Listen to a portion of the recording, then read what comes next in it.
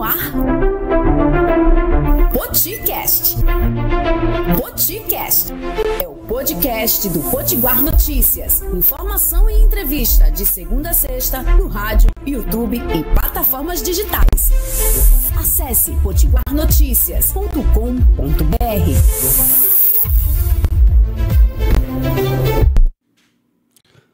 Olá, bom dia.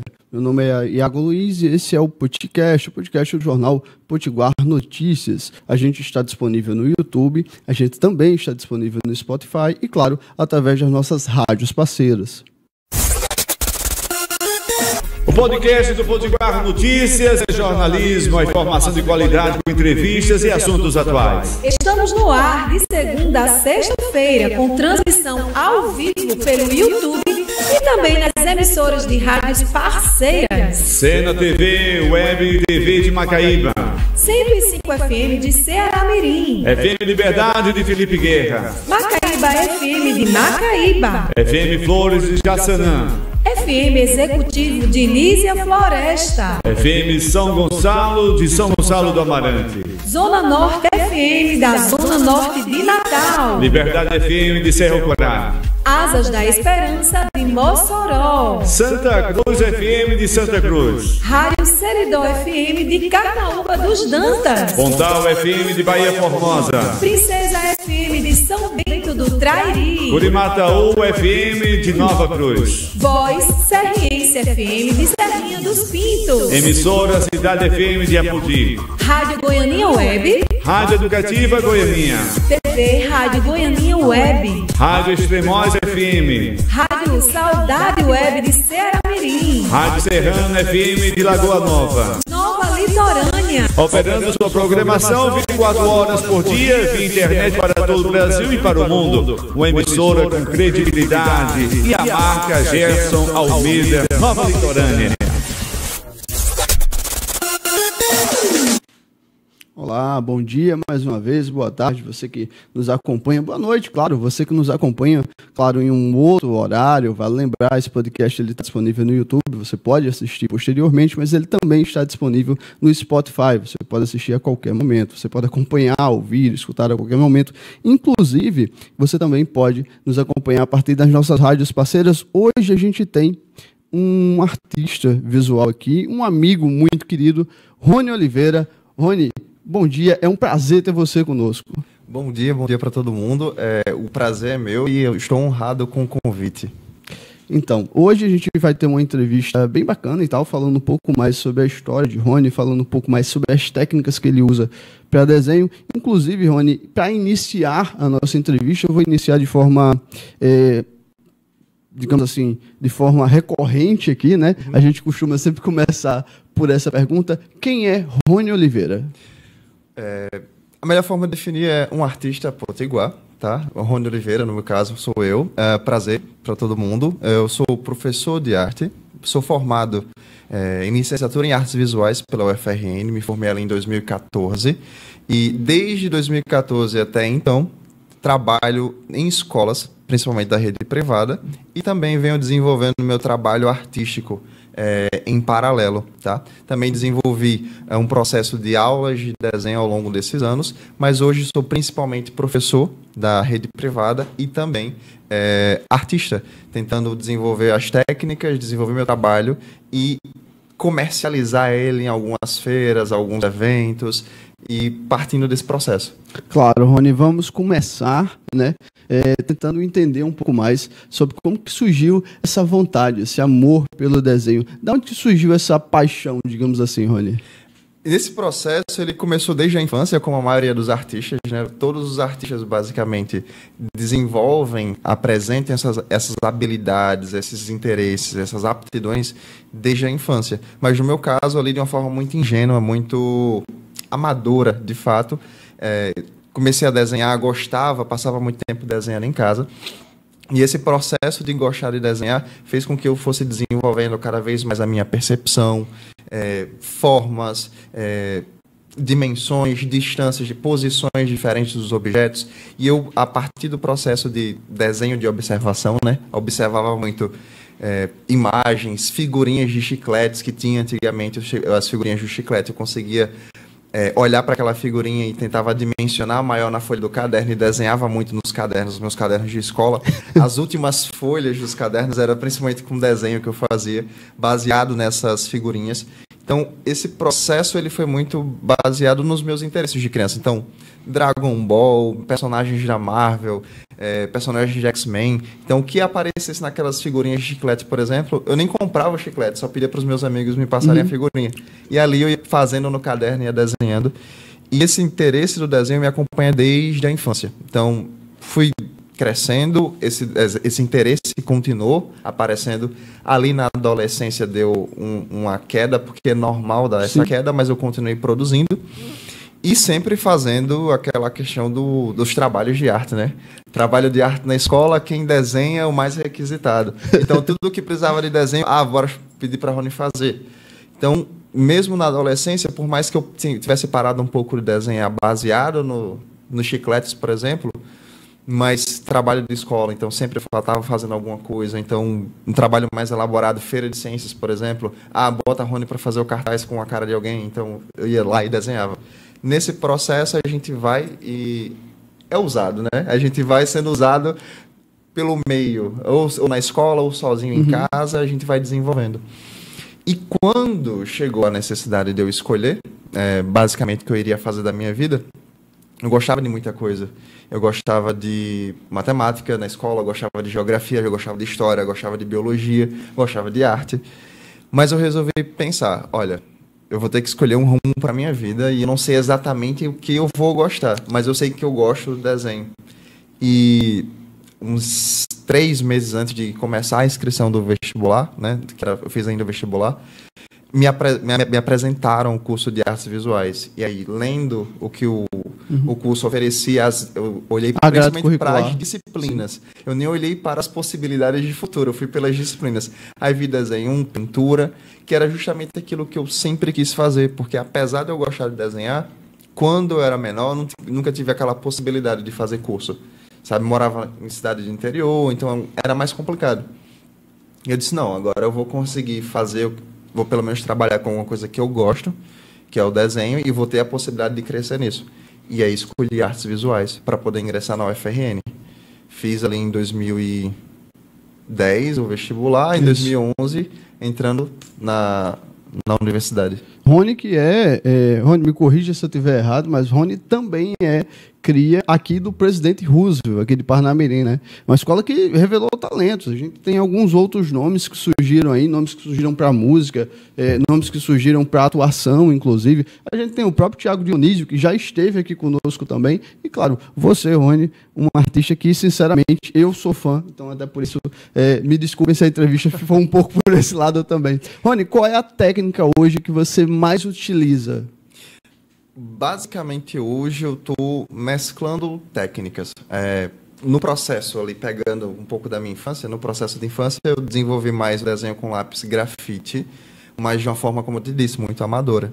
Quando eu entrei na universidade, lá em 2011, a partir de 2011, né, fui tendo aula de desenho, aula de pintura, e o mais incrível ainda é que você não aprende somente na disciplina. O fato de você estar envolvido, estar ali convivendo com pessoas que produzem, traz para você muito conhecimento. Então, aprendi muito, não somente com os professores em sala de aula, mas aprendi muito com colegas. Pessoas que sabiam desenhar, pessoas que sabiam pintar mais do que eu. Então, acabei tendo esse processo de aprendizado dentro e fora da sala de aula. Aí, qual foi o processo? Desenvolvi a parte do desenho com lápis grafite, aperfeiçoei o que eu já sabia. Então, um traço muito fácil de identificar. Os meus desenhos mais antigos, antes de a universidade, eram muito clarinhos. Eu tinha aquele medo de escurecer o desenho e estragar o desenho. Só que quando você coloca mais contraste na arte, você acaba destacando ela. Então, esse medo de escurecer o desenho, eu solucionei na universidade. Fui aperfeiçoando para o realismo, porque é o que eu mais queria desenvolver. Dos estilos de desenho que eu mais prezo, o que eu mais gosto de fazer, é o realismo. Eu admiro todos os estilos, mas eu gosto de produzir o realismo. Desenvolvi o meu processo com lápis grafite ali entre 2011 e 2012. Eu já estava desenhando diferentemente do que foi no início da minha vida. O realismo, que para quem não entende tanto assim de arte, ou não acompanha tanto, é como se você desenhasse de forma muito real, efetivamente, né? Eu recordo que tem, se eu não me engano, tem um autorretrato que você faz, que eu sinceramente, para mim era uma foto em preto e branco. Depois eu vim descobrir que foi um desenho seu, correto? Exatamente. E aí, o processo do realismo é aquela questão da mímese, né? A gente tenta imitar o máximo possível que seria uma textura real, uma iluminação mais real, tá? Mas também trazendo a parte da criatividade, porque tem alguns trabalhos que eu fui juntando referências, a gente vai colocar daqui a pouco alguns aqui, que eu fui pegando, por exemplo, o Vingador. O Vingador eu peguei... Deixa eu colocar na tela aqui para o pessoal conseguir visualizar. Então, quem, por um acaso, nesse momento estiver ouvindo a partir do Spotify ou estiver acompanhando a gente a partir de uma rádio parceira, por favor, pode ir lá no YouTube do Potiguar Notícias, você vai conseguir ver exatamente o que a gente está falando aqui. Aqui, o que está aparecendo aqui na tela, basicamente é a parte do esboço, sim, tá? Mas o esboço sempre feito de lápis grafite, e aí fui fazendo aperfeiçoamento. No caso, o Vingador é um personagem de animação, e eu queria trazer ele pro realismo. Caverna do Dragão. Caverna do Dragão, perdão. Exato, a animação, tá correto. Caverna do Dragão, animação, eu buguei que será que eu tenho o nome do negócio? Majão. Eu quis trazer ele pro realismo, então peguei, por exemplo, como referência o rosto do personagem Morbius, do filme, sim, e acabei trazendo pro realismo, mas tem a questão do tecido, tem a questão do chifre, então fui olhar o chifre de um animal e imaginar a partir dessas múltiplas referências para construir uma imagem mais realista, mas ao mesmo tempo criada.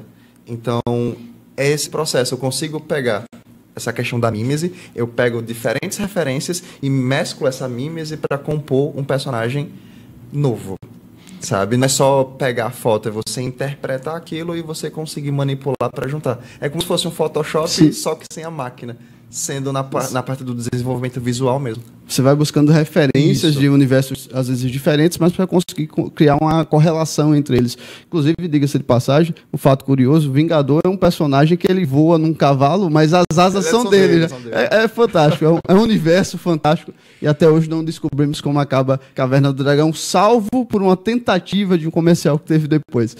E aí, deixando esse lado geek aflorar um pouco mais, me diz uma coisa, Rony, qual a influência que tem esse universo geek, esse universo dos quadrinhos na tua vida para que você, de fato, decida entrar de cabeça no desenho, entrar de cabeça nessa arte? Me acompanha desde a infância, né? Como eu te falei, eu comecei a desenhar personagem, então essa questão de desenhar personagem de quadrinho, de mangá, principalmente ali de Dragon Ball, foi um período, eu tive as fases, e foi esse universo dos mangás e dos quadrinhos, principalmente mangá ali, sim, que me desenvolveu, me trouxe para essa questão do desenho, que eu sempre quis produzir. Inclusive, antes de entrar na universidade, eu estava desenhando muitos personagens de Naruto, por exemplo. Você fazia os sketchzinhos meio ali ainda, com um traço um pouco mais clarinho, mas depois que entrei na universidade, comecei a desenvolver melhor. Aí, puxando ainda para aquela outra pergunta, foi o lápis grafite. Aí comecei a ter aula de pintura, desenvolvi a técnica de pintura, aprendi a utilizar aquarela, aprendi a utilizar tinta acrílica, um pouquinho de tinta a óleo, e depois eu comecei a estagiar, já ali em 2013, já comecei o período dos estágios na faculdade, na universidade, e eu estagiei no ateliê de arte, gosto de divulgar, porque é uma pessoa maravilhosa, até hoje tem esse processo de ensinar, dar aula de desenho, tem um ateliê dele lá, comecei a estagiar lá em Natal, e ele me ensinou a pintura com lápis de cor, que era o que me faltava nesse processo todo. Então, lápis grafite, tintas, alguns tipos de tinta e depois lápis de cor. Quando eu misturei essa técnica do lápis de cor e do grafite, eu comecei a fazer uns desenhos ainda mais elaborados.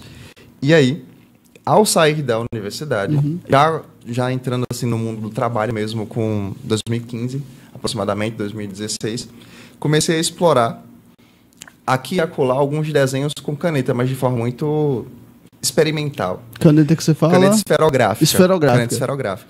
De uma forma muito experimental. E a partir partir de 2019, eu fiz um desenho do Homem-Aranha. Um aluno me desafiou a pegar... Eu mostrei para ele um desenho do Homem-Aranha que eu tinha feito quando era muito pequeno. Então, tava lá com a pintura de criança, né? Pintura de criança ainda. Ele falou, professor, por que você não pega esse Homem-Aranha lá de quando você era pequeno e desenvolve, faz um agora para ver o antes e depois? Aí eu comecei a fazer, só que eu comecei a riscar com a caneta. Tava corrigindo prova, então o material que tava ali mais próximo para fazer foi a caneta esferográfica. Só que eu comecei a ver que eu estava conseguindo dar as texturas, eu estava conseguindo fazer aquela mímese que eu fazia com lápis grafite, estava conseguindo fazer a textura, a iluminação. Com a caneta eu disse, não, peraí, tá saindo um resultado bom. E aí fui caprichando o máximo possível, vi que deu certo. E aí desenvolvi desde 2019 para cá o meu processo com desenho realista, utilizando caneta esferográfica. Aí principalmente caneta preta e vermelha, mas aí mesclando preta, vermelha e azul, basicamente. Uma vez que você faz o desenho, acho que, assim, em geral, né, muitos artistas, eles fazem um esboço inicial e tal, às vezes com um lápis para que ele possa apagar e, claro, ir corrigindo eventuais erros. No caso da caneta esferográfica, como que você faz isso? A gente faz no caso, eu faço o esboço com lápis grafite para pegar as dimensões corretas. Salvo me engano, eu só teve um desenho que eu comecei direto na caneta, que foi o Kratos, que tá... Depois o pessoal pode ver lá no Instagram, tem que eu comecei direto na caneta e foi assim... Comecei e tive que terminar. Kratos, que é um personagem do God of War, correto? Isso. Exatamente. Peguei a versão dele já na mitologia nórdica, com a perfeito. barbona e tal.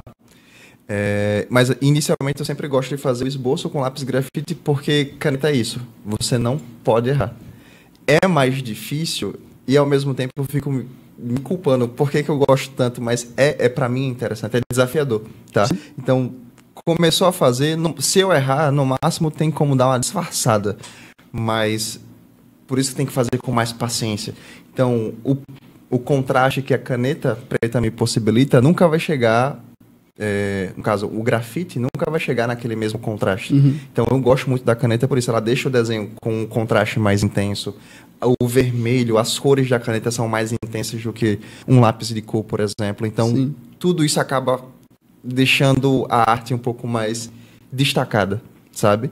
E aí, esse processo de ser mais difícil, ser mais demorado, deixar os contrastes mais evidentes, em vez de me desmotivar, acaba me motivando. Enquanto eu estou fazendo aquele exercício, sabe? O exercício físico, meu Deus, por que eu estou inventando de fazer isso? Mas depois que você termina, aí vem a satisfação. Então, para mim, funciona muito desse jeito. A questão do desafio e depois. Eu reclamo durante o processo, mas depois eu fico feliz. Acaba até sendo mais democrático, né? Você não precisa de um material específico. Uma caneta esferográfica, que é aquela caneta comum que você tem, por exemplo, para utilizar na escola mesmo, é muito mais fácil, o acesso é muito mais fácil. E até nesse sentido, como que é o trato, como que funciona esse trato com esses alunos hoje, Rony? Eu imagino que eles ficam encantados com todas essas possibilidades que o desenho traz. Sim.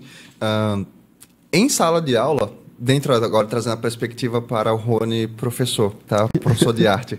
Dentro de sala de aula a gente tem conteúdos programados pelo livro didático, pelo que eles precisam ver, tá? Mas o que eu encontrei para utilizar o desenho em sala de aula? Principalmente com os alunos ali de 6º ano, 7º ano, 8º ano. Eu muitas vezes utilizo o desenho como uma forma de atração da atenção deles. Sim. Então, para atrair e deixar eles, principalmente os mais novos, encantados, muitas vezes nas aulas iniciais assim, do ano eu faço o quê? Eu faço um Goku ou um Vegeta, um personagem de Dragon Ball que eu já tenho memorizado, mais facilmente faço assim no quadro, aí eles ficam... É um jeito de quebrar o gelo, principalmente com as turmas novas. Por exemplo... Se eu for professor a partir do 8º ano, eu vou fazer esse trabalho com os alunos que não me conhecem e vão passar a conhecer. Aí eles já fixam na cabeça, eita, Rony desenha. Gosto de apresentar alguns trabalhos mais elaborados também nessas aulas iniciais, porque vai quebrando o gelo e eles vão sendo atraídos um pouco mais para o meu conteúdo. E aí eles veem que muita coisa do que eu falo em sala de aula que eu explico, obviamente não todas as técnicas, porque o mundo das artes acaba tendo técnicas extremamente variadas, mas muito do que eu digo em sala, eles professor, você consegue fazer isso? Olha, se eu treinar bastante, eu consigo. Aí, professor, você consegue... Esse aqui eu não consigo, não. Mas eu sempre vou fazendo com eles. Eles conseguem ver uma ligação mais forte da minha pessoa por produzir Sim. com o conteúdo que eu estou ensinando. Então, acaba atraindo um pouco mais a atenção deles para o meu trabalho como professor de arte também. E tem muita gente que pensa, não, desenho é uma coisa... e aí não me entenda de forma pejorativa, não é isso, Rony? Eu quero justamente desmistificar isso. Tem muita gente que pensa, não, desenho é uma coisa mais infantil. Não. Eu vi, inclusive, cheguei a ver orientações a partir justamente dessa relação, dessa empatia que você cria com os alunos, orientações que são úteis para o Enem, né? Orientações que são úteis em outros níveis da educação. Se você quiser falar um pouco mais sobre isso, eu acho até bastante impactante, né? Sim.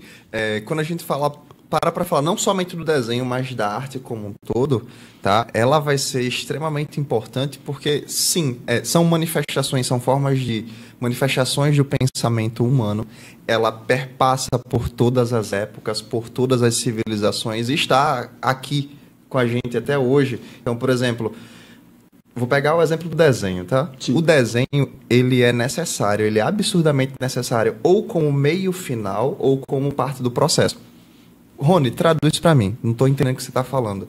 Por exemplo, um desenho ele pode ser uma obra de arte. Eu faço o desenho pelo desenho, então o desenho é obra de arte. Ok, mas todos os objetos nesse estúdio, todos os objetos que as pessoas têm em casa, dos carros aos aviões, tudo precisa do desenho como processo. Sim. Então, se o desenho se ele não é o final, o elemento final, ele faz parte do processo. Esse microfone, essa jarra, essa caneca...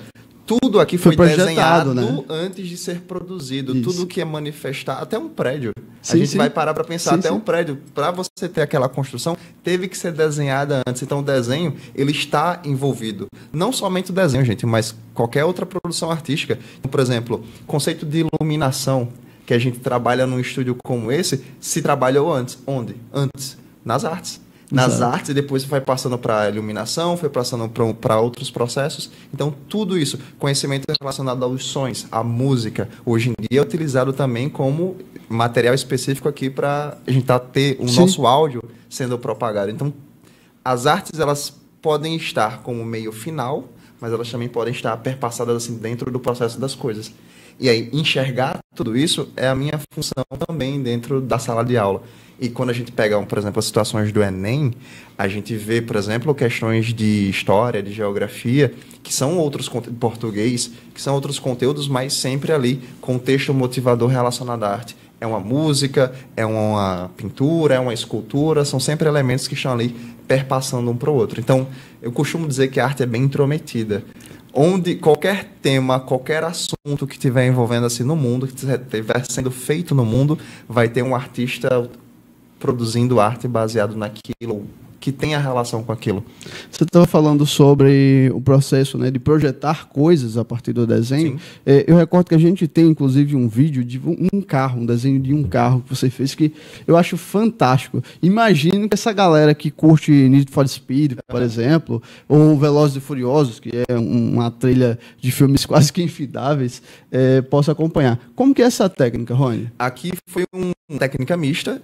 Eu recebi uma encomenda, na verdade, 2 encomendas. Eu fiz dois carros. Esse daqui foi uma encomenda que eu fiz para um aluno, até fora do ambiente escolar, me pediu para fazer esse trabalho.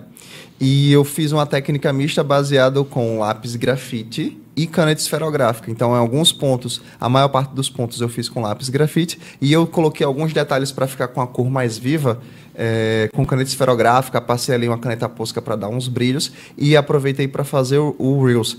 E aí, uma curiosidade, é mais difícil você fazer, pelo menos eu acho mais difícil fazer um desenho registrando. Eu sei que para a rede social é mais interessante, fazer esse processo todo para a rede social é muito interessante, mas para mim é um pouco mais complicado. Eu sei que eu perco muito material, ou possibilidade de gravar material, simplesmente pela minha comodidade. Então, às vezes, eu estou num lugar que não posso estar lá com o celularzinho gravando, mas eu estou fazendo uma encomenda. E assim, se for de um tamanho reduzido, se for de um tamanho menor, dá para desenhar em vários lugares diferentes.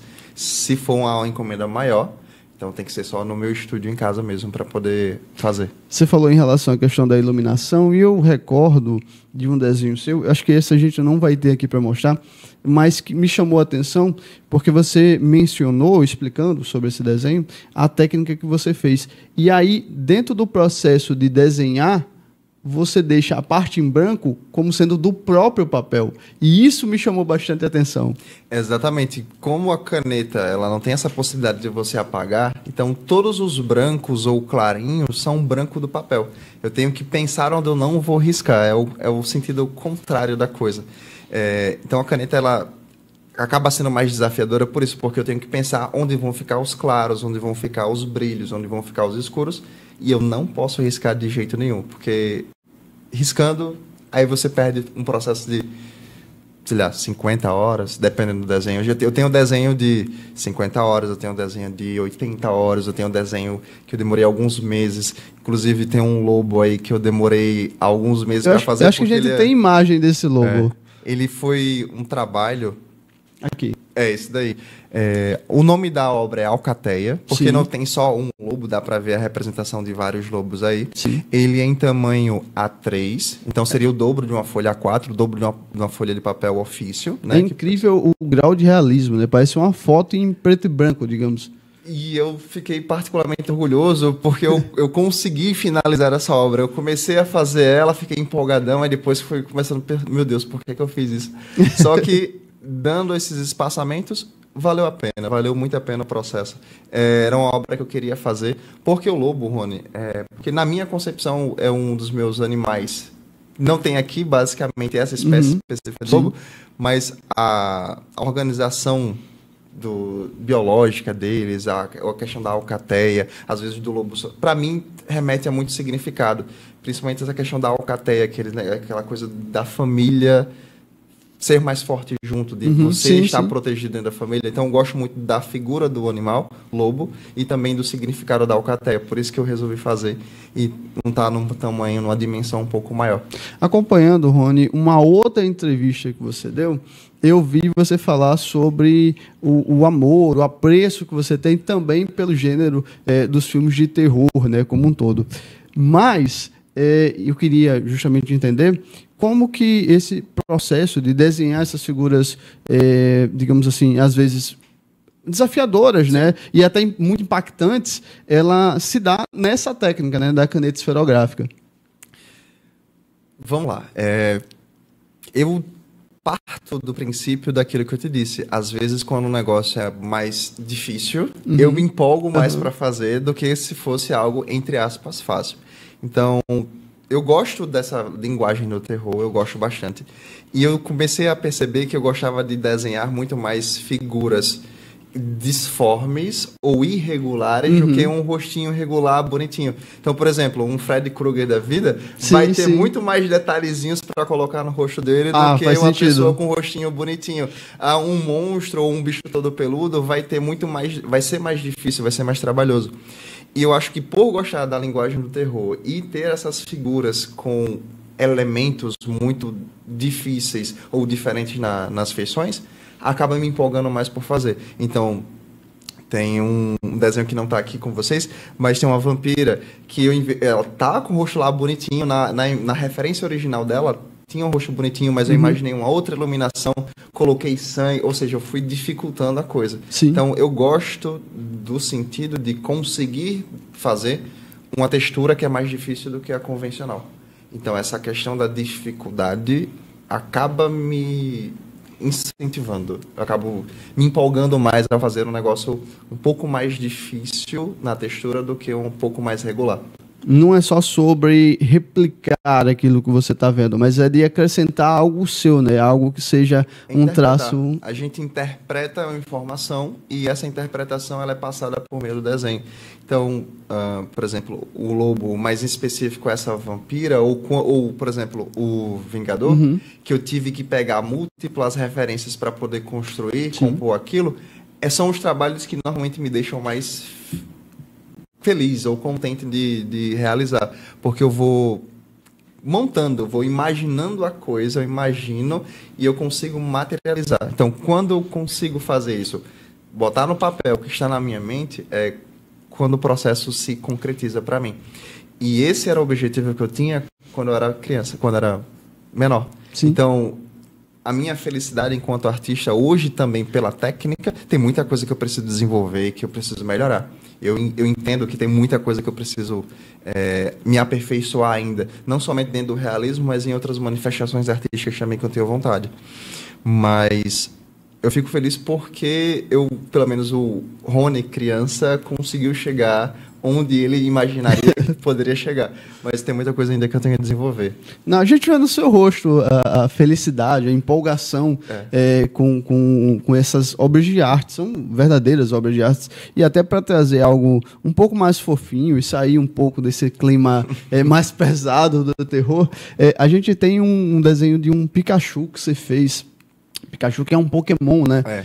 E a gente tem aqui esse desenho. Deixa eu ver se a gente consegue colocar na tela. Pronto. Tem uma parte do processo. Então, aí era a parte inicial. Sim. Tinha feito o esboço e aí tinha começado o processo com a pintura com lápis de cor, tá? Então, esse desenho foi todo pintado com lápis de cor. E aí, dei a textura dos olhos, dei a textura do pelo, que seria o pelo do Pikachu. E depois o bonezinho e a partezinha do fundo ali. E aí, é o resultado final, tá? Então, trazer essa textura, trazer essa iluminação, era algo que eu já queria desde pequeno. E uma coisa curiosa, que eu comecei a desenvolver agora, puxando agora para o lado das artes. Passei muito tempo ali dentro do processo de sala de aula, até hoje eu sou professor da rede privada, e eu tinha começado a fazer esses desenhos bem mais por diversão, muito mais como um hobby pessoal meu. Sim. Então, minha principal fonte de renda ali sendo as escolas, né? Eu trabalho como professor de arte. Só que desde o ano passado para cá, eu resolvi desenvolver também esse lado artístico, de tentar comercializar esse processo. E as portas que se abriram para mim foi dentro dos eventos geek, né? Daqui de Natal. A GGCon, a Animac, ali em Macaíba, a CGP, que foi um evento que aconteceu lá na Biblioteca Câmara Cascudo, fui no Imagine Land também lá em João Pessoa. Então, alguns eventos da cultura geek ou cultura pop, eu estou podendo comercializar esses desenhos, ou então os derivados, os produtos a partir dos desenhos. Então, cadernos, bottoms, adesivos, prints, e eu também lá nesses eventos acabo fazendo desenhos ao vivo. As pessoas posam para mim lá na hora e eu vou fazendo o desenho, ela posando para mim, ela leva uma obra original única ali, porque foi naquele momento, ela tem um registro. Então, uma outra forma de comercializar esses trabalhos para mim hoje, que é uma vertente nova. Na verdade, só estou há um ano participando desse tipo de evento, mas esses eventos de cultura pop, e que me possibilitaram coisas maravilhosas. Por exemplo, entregar um desenho original para Úrsula Bezerra ou para o Guilherme Briggs. Eu fui caçar, né? Stalkeei o Instagram deles, que são, gente? Só para quem não acompanha tanto assim o circuito, são dubladores de Naruto, dublador do Buzz Lightyear, o Guilherme Briggs, a Úrsula Bezerra, a dubladora do Naruto. Então, do Goku criança também, né? Do Goku criança.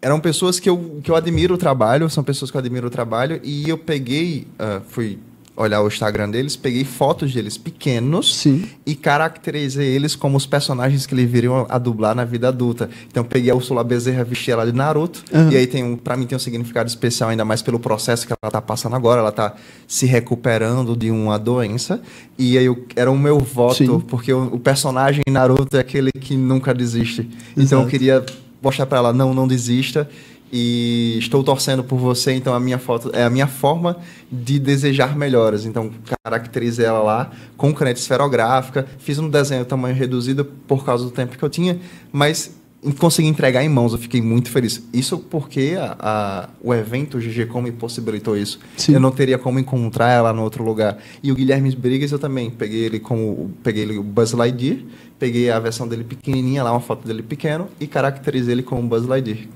fantasiado como Buzz Lightyear, antes mesmo dele crescer e se tornar dublador. Então, são essas coisas, conseguir juntar elementos para poder produzir a obra de arte. O Guilherme, que também é dublador, se não estiver enganado, ele também foi dublador de uma versão do Superman, também, se eu não estiver enganado. Exato. E ele também é dublador, aproveitando esse momento natalino, né, do Grinch, correto? Se eu não me engano, ele também fez o Grinch. Verdade. Então, assim, só para mostrar o quanto a arte, o quanto esse trabalhar com o desenho, trabalhar com as artes visuais, te levou para cantos bacanas. E aí, aproveitando esse clima de homenagens, né, que esses desenhos trazem, eu vou pedir para Rafael colocar aqui na tela uma homenagem que particularmente me marcou bastante, que é uma homenagem ao criador, né, o grande criador da Marvel, o Stan Lee. E aí a gente vê o Stan Lee com uma manopla do infinito, que é a peça fundamental dos filmes da Marvel, né? Dessa, digamos assim, desse primeiro momento dos filmes da Marvel. E aí fica à vontade, Rony, para falar um pouco mais sobre a técnica que você usou e sobre a ideia de formar esse desenho. Pronto, esse desenho ele foi feito para um desafio, tá? O desafio do desenho como assim, uma página chamada InkBR propôs um desafio em homenagem ao Stan Lee, ou em homenagem à Marvel como um todo, mas principalmente ali o Stan Lee. E aí eu peguei a imagem do Stan Lee, peguei uma foto dele que ele tá com a mãozinha assim, segurando o queixo, fazendo essa pose, segurando o queixo, a foto também em preto e branco, só que eu resolvi vestir a manopla do infinito nele. Então peguei referências da manopla, desenhei por cima da mão dele, fiz os elementos e coloquei a iluminação correspondente à iluminação da foto. Então aquilo, pegar referências diferentes e criar algo novo. E coloquei como Stan Lee inevitável. Porque, enfim, ele é inevitável para todo mundo aqui, baseado no quê? Todos os personagens que ele ajudou a criar ou ele criou fazem parte da vida da gente. De uma forma ou de outra, todo mundo conhece esses personagens. E foi a homenagem que eu tive como fazer para ele. E se vocês olharem bem direitinho na foto, em específico, vai conseguir ver que o desenho é minúsculo. Ele tem mais ou menos uns 6 centímetros de largura por uns 8 de altura. Dá para ver a caneta do lado. Então, e eu gosto muito, principalmente ali da representação dos olhos, da testa, porque deu para conseguir colocar a textura ali das rugas, dos elementos do rosto dele. Dá para ver perfeitamente. Rony, tem alguma coisa, assim, só para complementar ainda mais, além dessa cultura geek que eu produzo, sim, eu produzo alguns materiais, alguns processos baseados em encomenda, inclusive relacionado à cultura popular, por exemplo, se dependendo da pessoa que encomenda. Acho que tem um vídeo ou tem uma foto, não sei se vocês têm aí, do Carcará. Então, foi uma encomenda que eu recebi baseado ali no interesse de um colega meu de tatuar esse trabalho. Não sou tatuador, mas desenvolvo algumas artes para ser tatuado. Já tentei, mas eu fui até a pele artificial. Eu prefiro uma tela que não grite, não soe, não sangre. Eu prefiro ficar no papel mesmo, na tela de pintura, do que ir para a pele. Inclusive, e aí aproveitando, Rony, acho que a gente não vai ter esse desenho específico, mas caminhando aqui já para o final do programa, tem uma pergunta que eu tinha que fazer, era inevitável, assim como esse quadro do Stan Lee. Eu vi em alguns dos seus desenhos, curiosamente, o cuidado que você tem em representar traços como os olhos, né, por exemplo.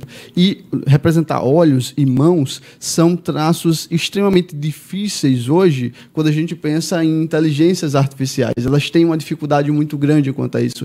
E aí, aproveitando esse gancho, eu queria justamente perguntar para você como que você enxerga o uso da inteligência artificial também no ramo das artes.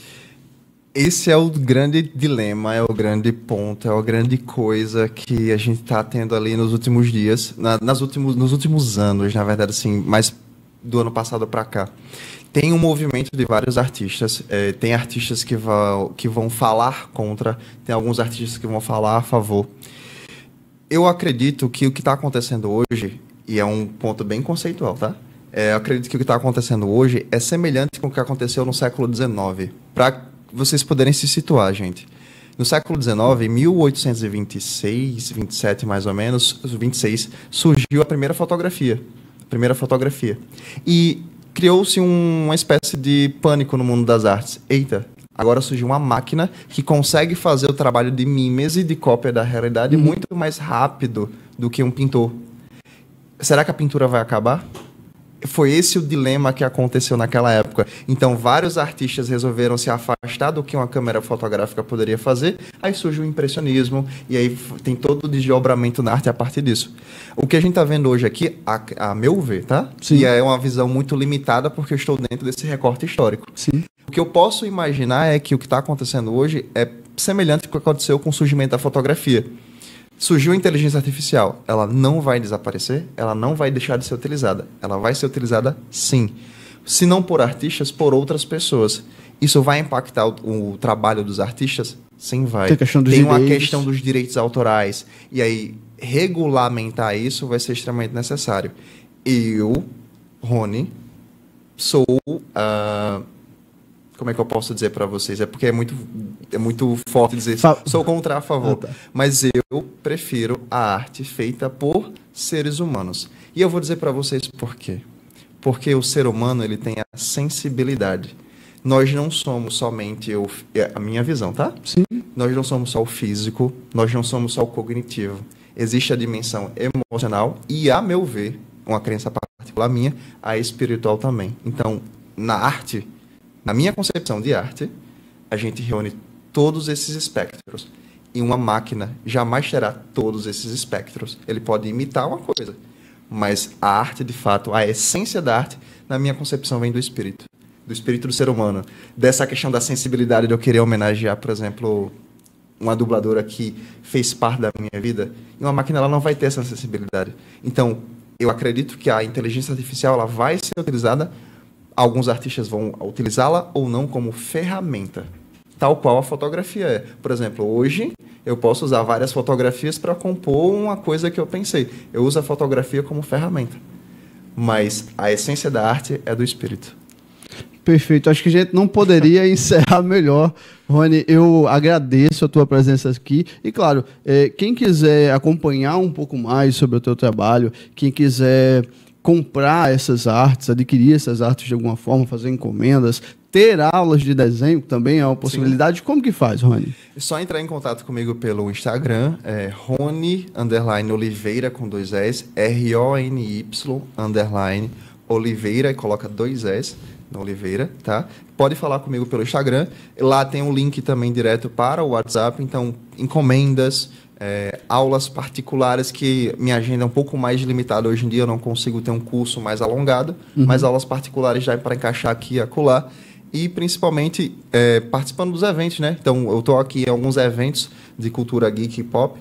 Então, lá nos eventos eu sempre vou, inclusive, não sei se eu posso falar, mas fica próximo sábado, lá na Pinacoteca, vai ter um evento da Feira de Quadrinhos, na Pinacoteca de Natal, ali perto da prefeitura. Sábado agora, dia 7. Dia 7 de dezembro. Eu vou estar lá na Pinacoteca com outros artistas vendendo quadrinhos, fazendo sketch ao vivo, vendendo botões, adesivos a partir do meu trabalho. A partir de que horas? A partir das 9 horas até as 4 horas da tarde. Perfeito. Você que acompanhou, gostou um pouco mais, gostou de conhecer um pouco mais sobre o trabalho do Rony, vai poder ir lá e ver pessoalmente ele, ver um pouco mais da arte dele pessoalmente. Rony, palavras finais, claro, aqui se despeça do público de casa, fica à vontade. Queria muito agradecer, principalmente o convite, obrigado, Iago, por isso, é um amigo de longa data, e eu fico muito feliz pelo prestígio, eu fico muito feliz pelo sucesso, e agradeço a todos pela oportunidade e pelo espaço de estar falando sobre o meu trabalho como artista, como professor, e um pouco da minha visão ali das artes e do mundo também.